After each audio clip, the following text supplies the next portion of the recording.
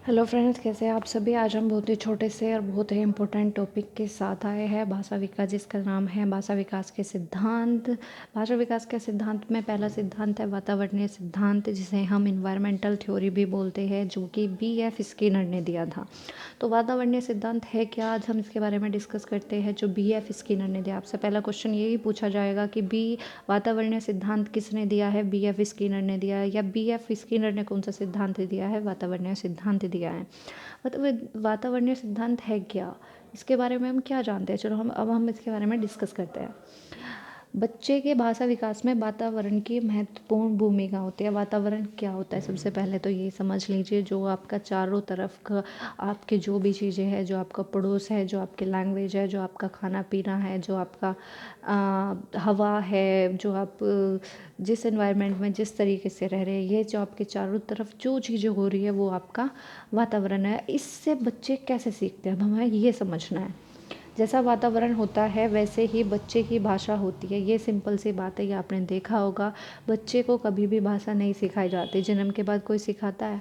जैसे अब हम इंस्टीट्यूट्स में जाके इंग्लिश सीखते हैं, इस तरीके से क्या हमने कभी हिंदी बोलनी सीखी है? नहीं, क्योंकि ये हमें इन्वायरमेंट से, हमारी हेरिडिटी से मिली है।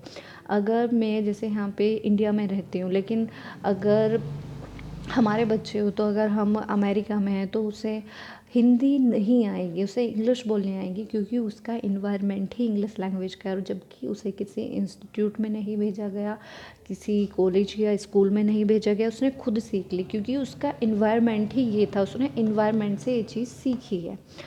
तो इसलिए इन्वायरमेंट का बहुत ज़्यादा फ़र्क पड़ता है। बच्चों को भाषा वास्तविक वस्तु या चित्र से संबंध जोड़कर सिखाई जाती है। जैसे कि छोटा बच्चा है, अगर उसे हम जब कि नर्सरी क्लास के बच्चे होते हैं, तो हम उन्हें क्या सिखाते हैं, A फॉर एप्पल। एप्पल के साइन को बताकर हम क्या बताते हैं कि ये एप्पल है, तो वो एप्पल को क्या समझने लगता है, तो वो हमेशा क्या बोलेगा, A फॉर एप्पल। ऐसा क्यों सिखाया जाता है? क्योंकि बच्चा चित्र से बहुत ज़्यादा जल्दी सीखता है।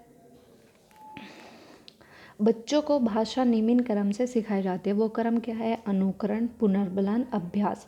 एक चीज़ और आपको ये जो अनुकरण, पुनर्बलन, अभ्यास है, ये आपको बहुत ही याद रखना है। शायद आपको एक क्रम पूछ ले कि जो आपको भाषा बच्चों की निम्न क्रम से किस तरीके से सिखाए। सबसे पहले आप अनुकरण करोगे, फिर पुनर्बलन करोगे, फिर अभ्यास दोगे। पुनर्बलन, जैसे एक हिंदी परिवार का बच्चा अंग्रेजी परिवार में रहने पर अंग्रेजी लिख सीखता है, उसको उसकी अंग्रेजी का वातावरण मिला।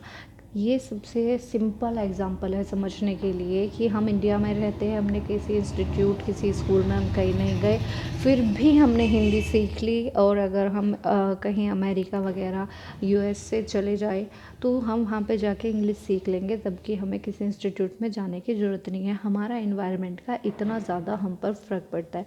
तो वातावरणीय सिद्धांत किसने दिया है? आपके B.F. स्किनर ने दिया है।